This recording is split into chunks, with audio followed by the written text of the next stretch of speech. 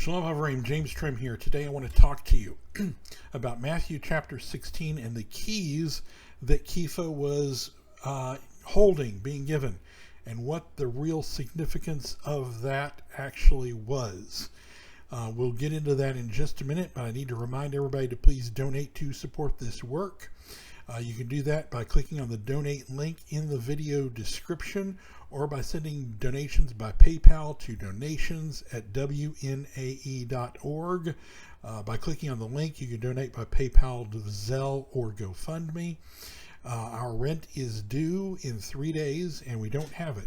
So we really do need you to, if you can, step up to the plate and donate today.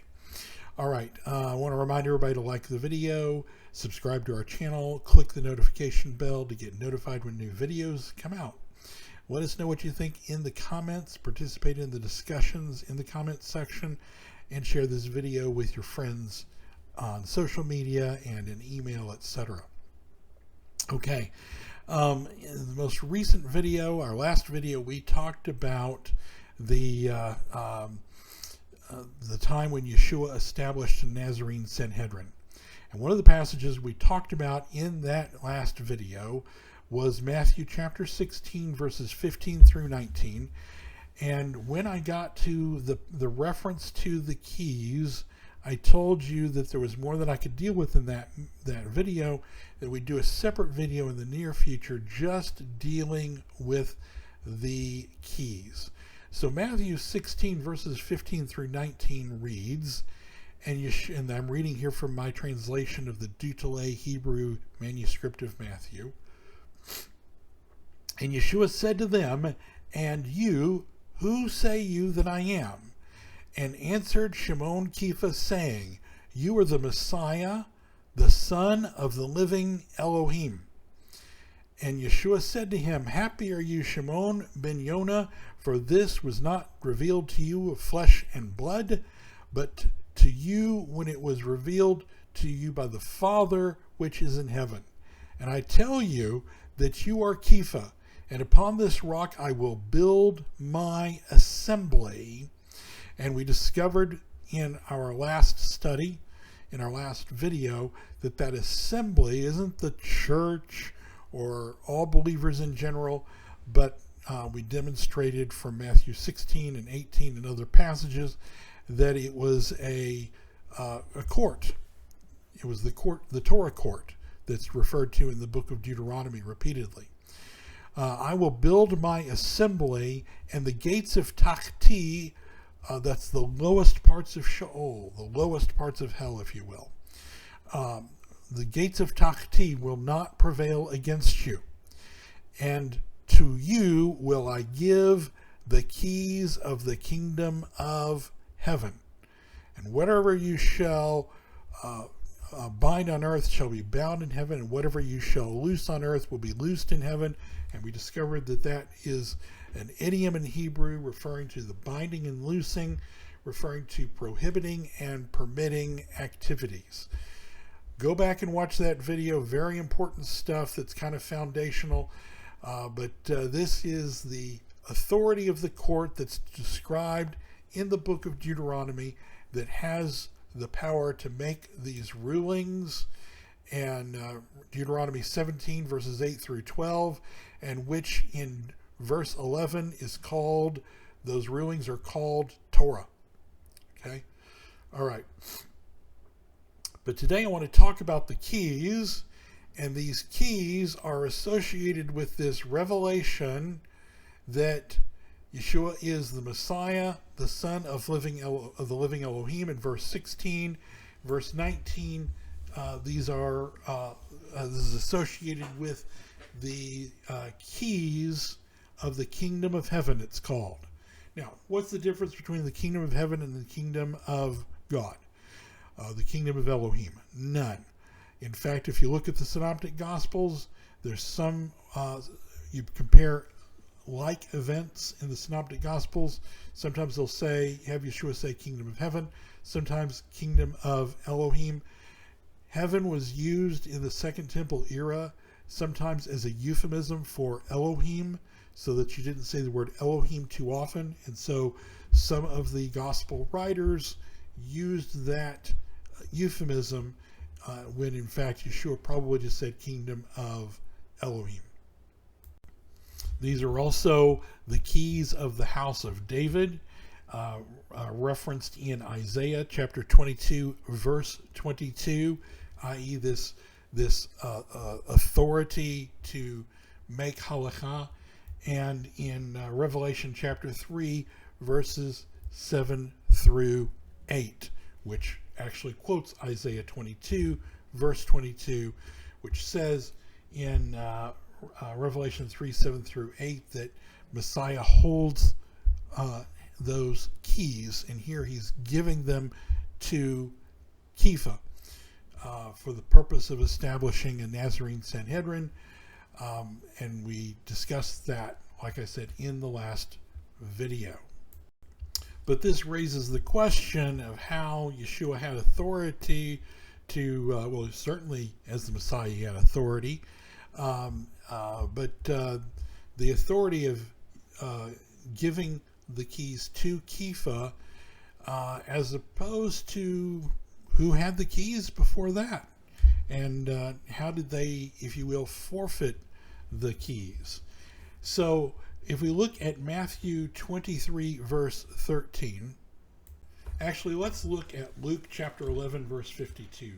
Luke 11:52. And in Luke 11:52 we read, take me a minute to turn there.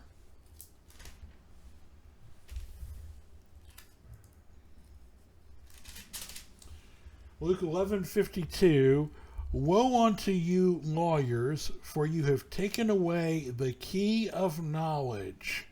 You entered not in yourselves, and them that were entering in you hindered. Okay, so here Yeshua is scolding this group that he refers to here as lawyers, who have taken away the keys of knowledge. Okay, and this now let's look at the synoptic parallel to this in Matthew 23:13, and we're going to find out a little bit more about these key holders. Matthew 23 verse 13, but woe unto you scribes and Pharisees. Instead of saying lawyers here, it says scribes and Pharisees. Hypocrites, for you shut up the kingdom of heaven against men, for you neither go in yourselves, nor allow you them that were entering to go in. Now we'll do another video on Matthew 23 sometime, and some of the halakhic issues that Yeshua is dealing with in Matthew 23. In some cases he is challenging Pharisaic halakha and giving a different halakhic view. So we can see then that Matthew 23:13 and this whole section of Matthew 23 about the Pharisees and Luke 11:52 are synoptic parallels dealing with the same topic. And in fact, we can see that Luke 11:51 also parallels Matthew 23 material in Matthew 23 as well. So here we have the key of knowledge, keys of knowledge in Luke 11:52 parallel the 23:13, the kingdom of heaven being shut up in Matthew 23:13. So it makes sense then that there's a very close association, if not an identification, between the keys of knowledge in Luke 11:52. Clearly they open and close the kingdom of heaven in Matthew 23:13 in the parallel material, which means they are the keys of the kingdom of heaven in Matthew 16:19. So it appears then that the sect of the Pharisees, not Judaism, but the sect of the Pharisees, effectively forfeited their rights to the keys because they weren't using them properly. In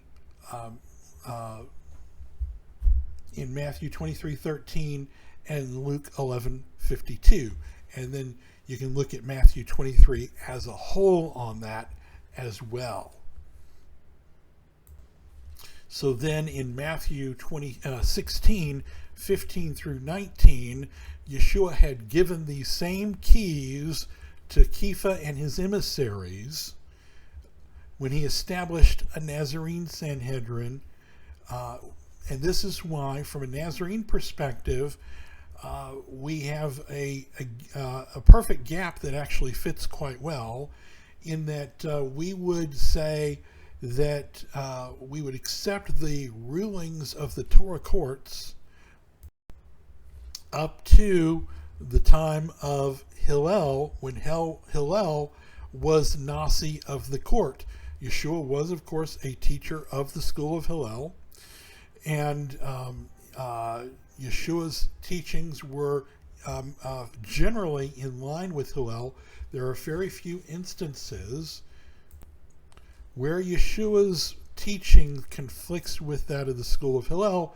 For example, on the issue of divorce, Yeshua agreed with Shammai against Hillel. But generally speaking, Yeshua's teaching, and in general, Hillel was said to teach the spirit of the law, while Shammai taught the letter of the law. And Yeshua was definitely in the spirit of the law realm rather than the letter of the law.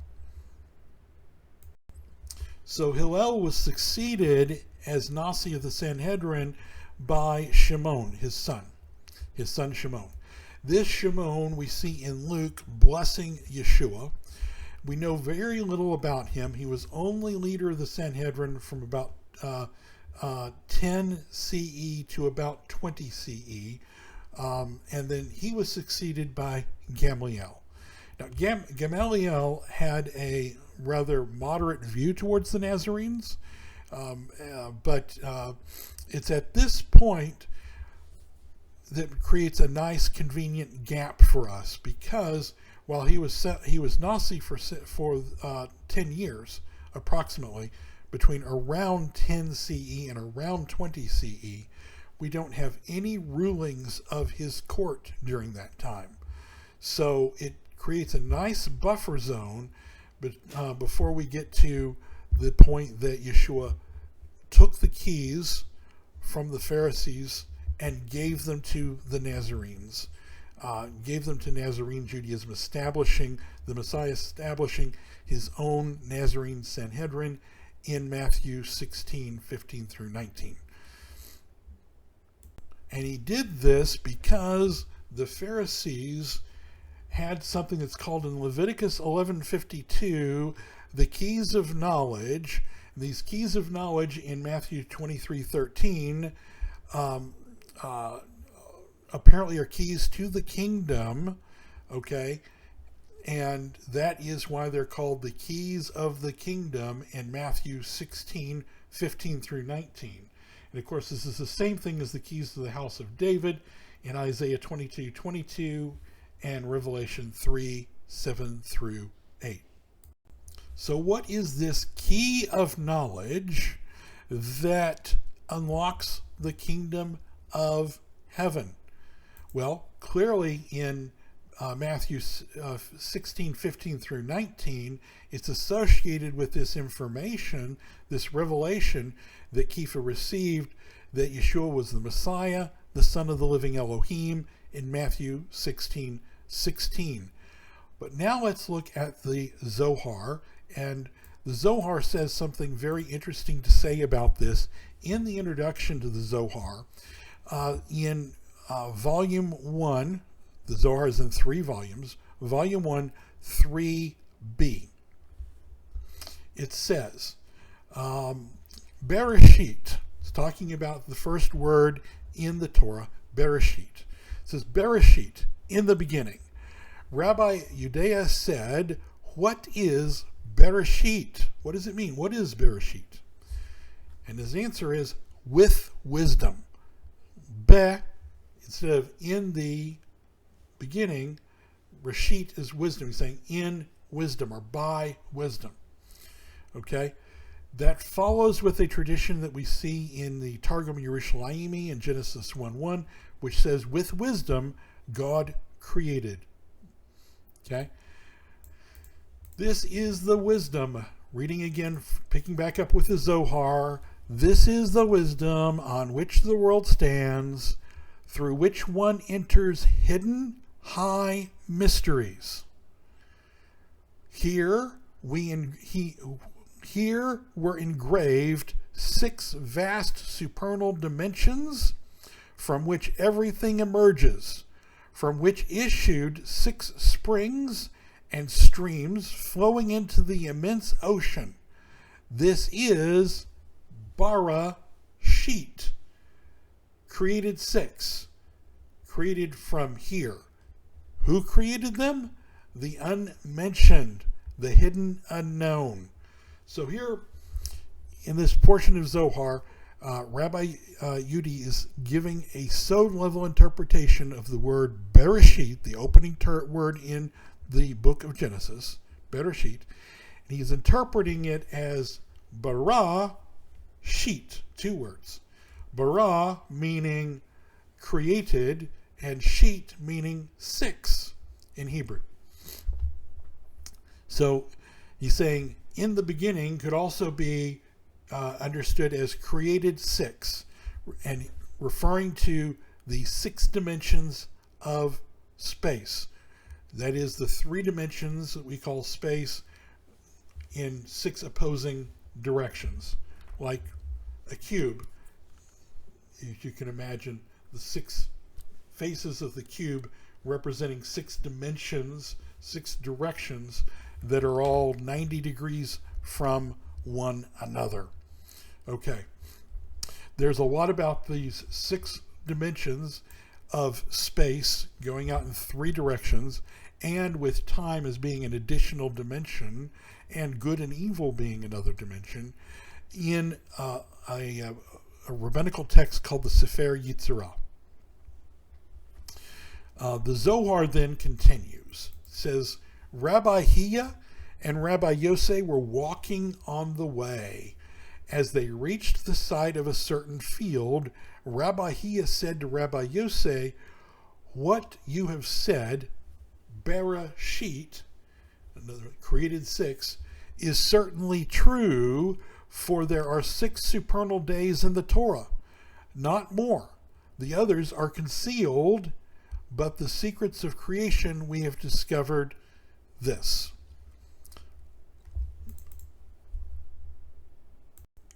Then he goes on to say, the Holy Hidden One engraved an engraving in the innards of a recess, punctuation by a thrust point. Like that. He engraved that engraving, hiding it away like one who locks up everything under a single key, and which locks everything within a single palace. Although everything is hidden away within that palace, the essence of everything lies in that key, which closes and opens. Within that palace lie hidden treasures, one greater than the other. Within that palace stand gates built cryptically, 50 of them carved into 4 sides. They were 49. Okay, so these 49 gates, okay, represent the relationship between each of the 7 Sephirot as they interact with one another. There are 10 Sephirot in Rabbinic Judaism, the 10 Sephirot in Kabbalah. These 10 Sephirot represent 10 qualities of Elohim that are also qualities that are in us as we were created in the image of Elohim. Okay? So each of these 10, the 7, they're divided into 7 lower Sephirot and 3 upper Sephirot. The 7 lower Sephirot, it's saying here, when they interact with one another, and it's understood in the Sefer Yitzra, etc., that when they interact with one another in the Zohar, that's 7 times 7, 7 in combination with themselves, so each of the 7 in combination with each of the 7. 7 times 7 is 49.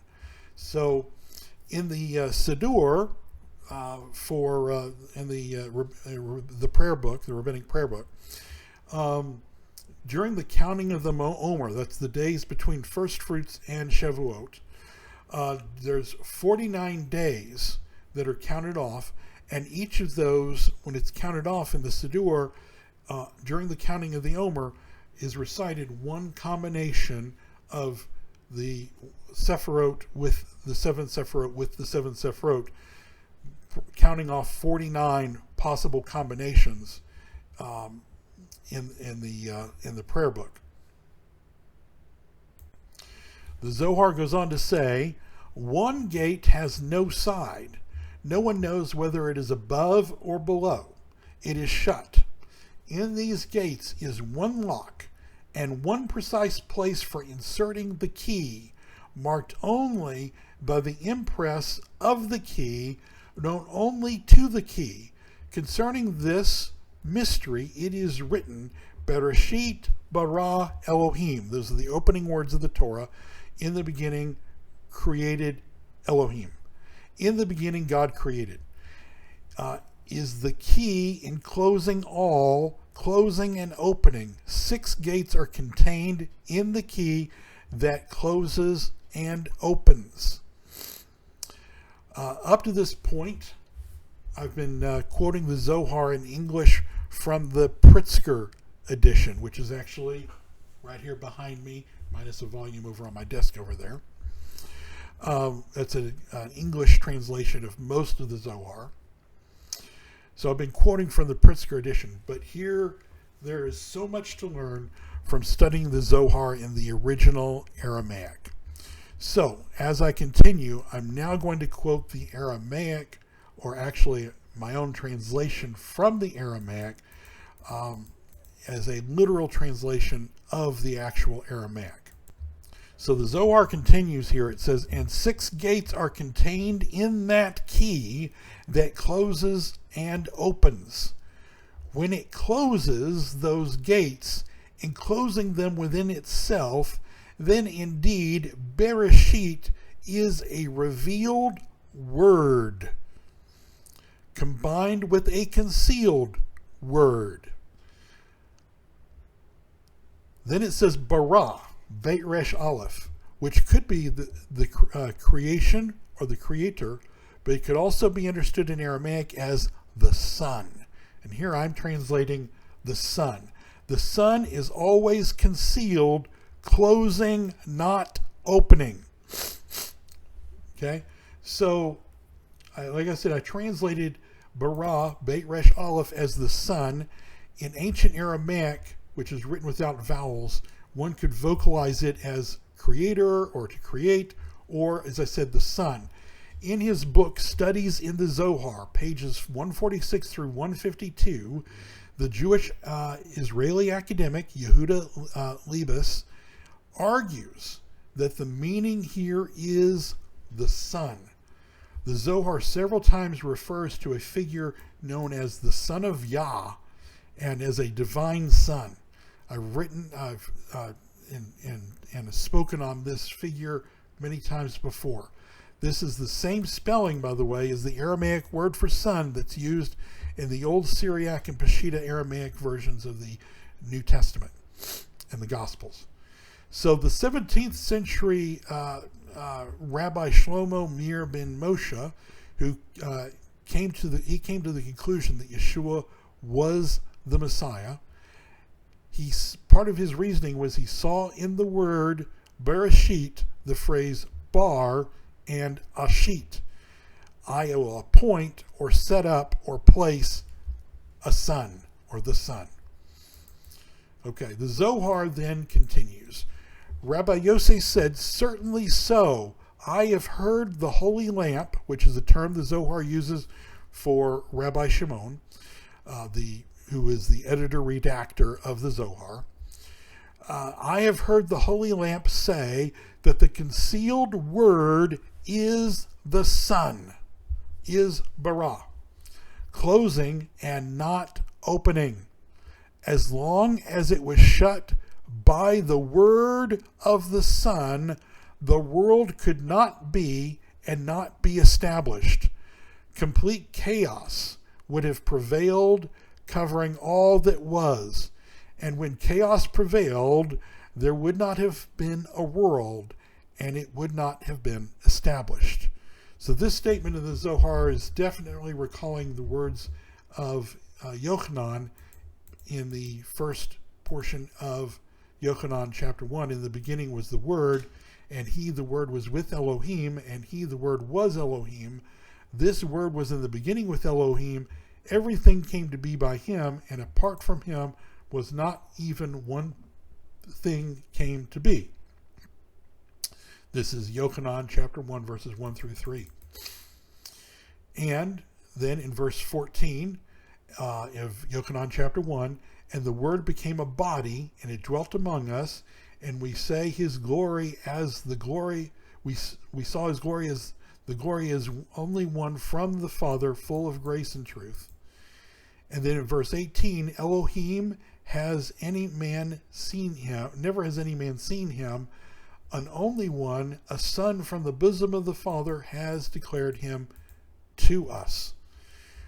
Also, the imagery of 49 gates and a key that opens and shuts reminds us of Revelation chapter 1, verse 13, where Yochanan sees a vision in which we read that Yochanan saw the sun in the midst of 7 menorahs. And how many branches does a menorah have? 7. So 7 times 7 is 49. Okay? So he was in the midst of 49 in Revelation 1:12. Of course, in this vision, Yochanan is told to write, he that has the keys of David, he that opens and no man shuts, and shuts that no man opens.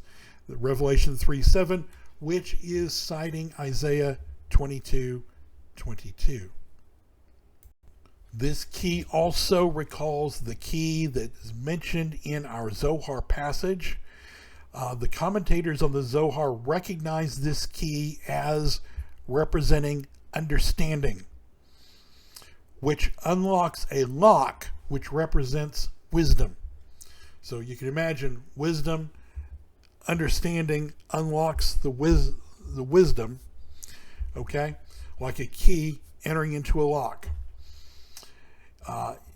So in the Zohar passage, this is the concealed word, which may be identified with the Son.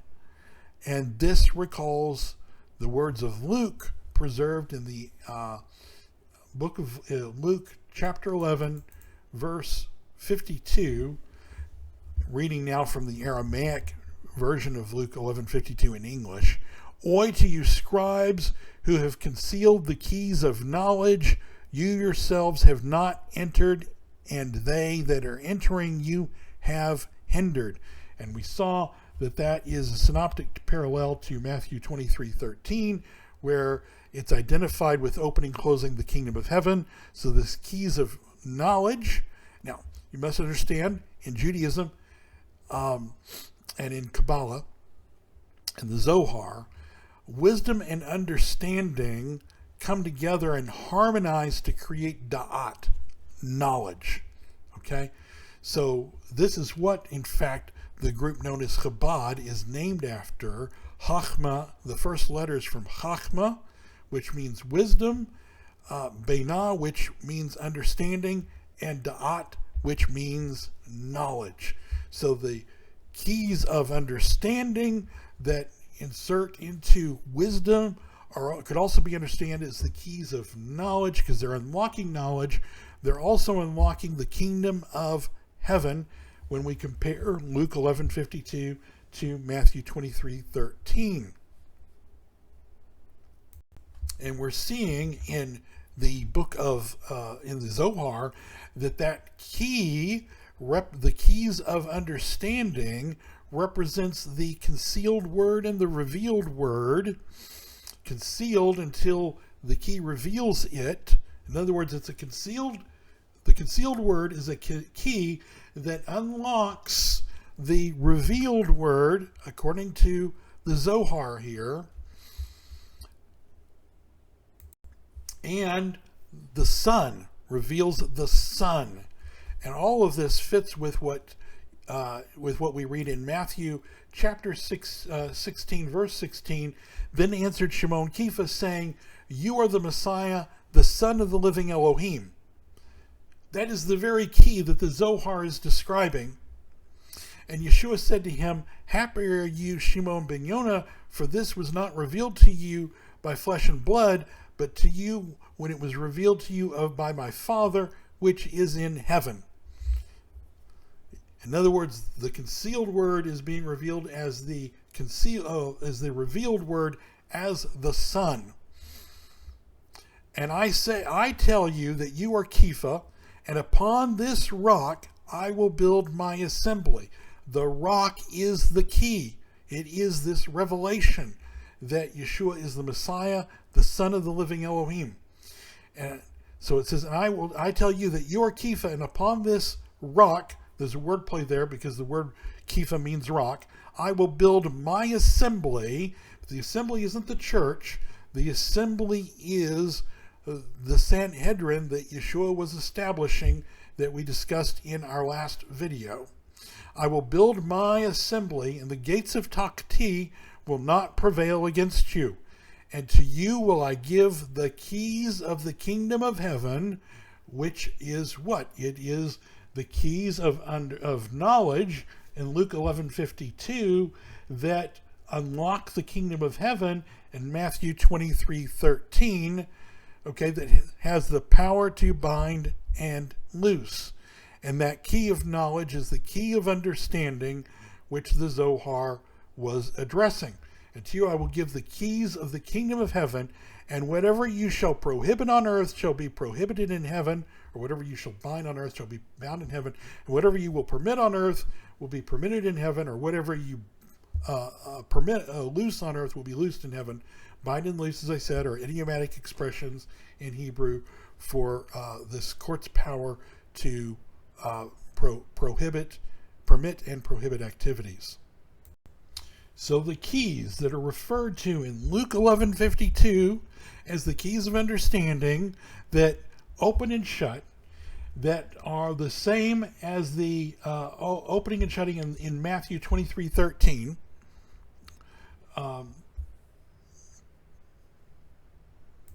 or more correctly, the keys that in Luke 11:52 who have been concealed by the scribes or the lawyers, it says in some editions in the Greek. You yourselves have not entered in, and they that are entering you have hindered, that they have hindered people from entering, is the same as Matthew 23:13, which they're prohibiting people from entering the kingdom of heaven, which is the kingdom of Elohim, which has to do with the keys of the kingdom of Elohim, or the keys of the kingdom of heaven, which are then given to the emissaries in Luke 11:19, because they were not being allowed to be used. The information was being concealed by the Pharisees, and Luke 11:52 equals Matthew 23:13. And these are the keys that the Zohar is describing, that take the concealed word and make it the revealed word, which is, according to the Zohar, the Son. This is the keys of understanding, which fits exactly with Matthew 16. And the revelation that Yeshua was the Messiah and the Son, and the idea of the Messiah being the incarnate Word that we see in Yochanan chapter 1, the concealed Word becoming the revealed Word, and thus giving Kepha and the emissaries the power to establish a Nazarene Sanhedrin, which we then see meeting in Acts chapter 15. And in fact, my last video was all about that Sanhedrin. But this video was really important to then understanding why Yeshua took the keys that weren't being used, people were actually being hindered by the Pharisees in this regard, and giving them to the emissaries in Luke 11:52, Matthew equals Matthew 23:13, and then in Matthew 16:19. And all of this fits, like I said, with what the Zohar is telling us about these keys and this revelation about the revealed word, the concealed word becoming the revealed word, and the Son through these keys of understanding, unlocking wisdom, i.e. the keys of knowledge or the keys of the kingdom of heaven. All right. Hope you enjoyed this. I hope you learned some important things from it, and that we can build upon this and other teachings as we go forward. Again, I want to ask everybody to please donate to support this work. These videos, we put them out for free, of course, but we ask people to donate to support the work. And you can do that by clicking on the donate link in the video description, or donating by PayPal to donations@wnae.org. We are at a very important, have a great need right now. Our rent is due in 3 days and we don't have it. For those that don't know, my wife is chronically ill, suffers chronic pain, and is disabled. I'm her at-home caretaker in addition to doing this online ministry work. So please help us out. If you can possibly donate, please do. Also, want you to like this video, subscribe to the channel, click on the notification bell. Let us know what you think in the comments. Participate in the description, in the comments, in the comments section, the discussions that are ongoing there, and share these videos with your friends on social media, in private messages, and in email, etc. And until next time, everybody, shalom.